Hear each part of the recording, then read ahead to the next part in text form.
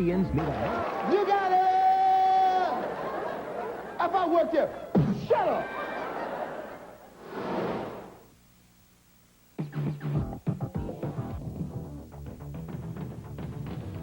You look around now and you see us in films, on television, on stage, and on records. And a lot of people thought we weren't there before. But that's not so. We've always been here. It took a lot of tenacity, persistence, and patience to make the strides we needed to get where we are. The greatest tribute we can give to all the old-time performers who paved the way for us is the gift of new talent, which continues to revolutionize the comedy that our forebears pioneered. We'll see some of that new talent in part 2 of A Laugh, a Tear. And I know it's not what I do it. Ow! Boy, you like to make me break my leg. And you broke my knife, too. Excuse me, Mama. There ain't no way to kill no rabbit. Mom's Mabley was one of a kind. She used to say that the only thing an old man could do for her was to find her a young man. She joked about love and men, heartache and Country. East to West Shore. When I was a little boy, I used to live in the country.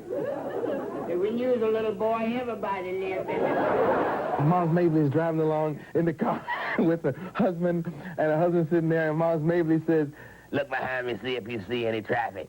And the husband says, "Ain't nothing back there but a big dog." And Mom's Mabley backs up, and there's a huge car crash. They tear up the car, and Mom's is sitting there, and she says, "I thought you said it wasn't nothing but a dog." And she said, then the husband says, "It was a greyhound." Oh, my goodness. Your house is on fire. Who is it chopping? George Wallace.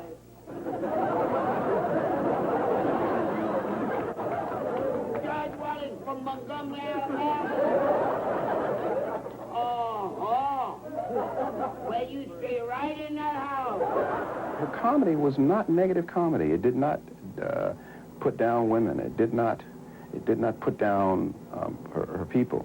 It was really observational comedy from a black woman's point of view, way before feminism was in vogue. She was out there by herself, holding her own against some of the greats.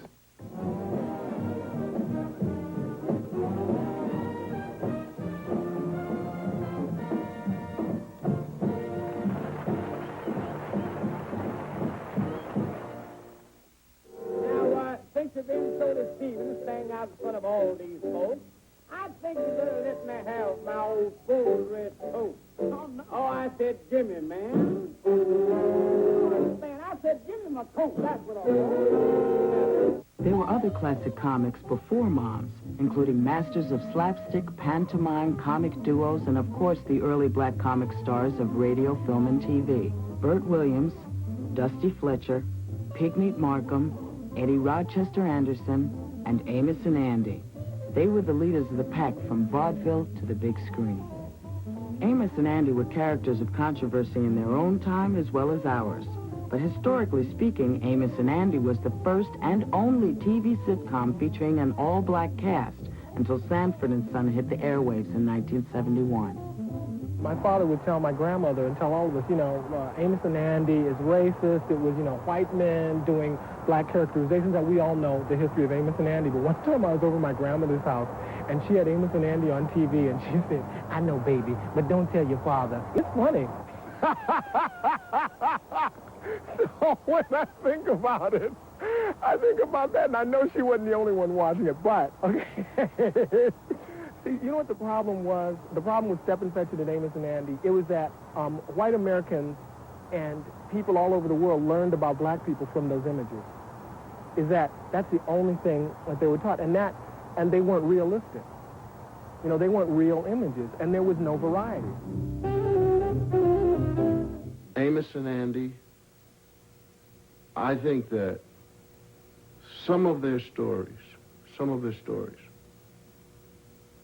are great, and they're quite funny. However, it's still not the time. We have not progressed far enough. We've not gone down that road. And I'm not talking about in films. I'm just talking about plain, flat-out reality, real life, where people can be trusted.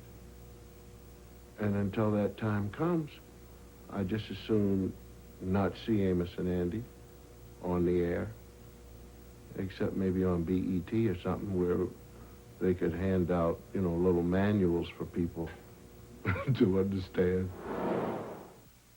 Oh, howdy, Pop. Drop. What did you drop? I didn't bet drop. I said howdy, Pop. Well, I can see you stopped, but what did you stop for? Come here, Holmes. Come in. I want to ask you something. Which one of these roads takes us to Junction 88? Eh? He said, which one of these roads takes us to Junction 88? Well, that's mighty nice of you to ask, but I just ain't. Man, we ain't talking about no 8. Which one of these roads takes us to Junction 88?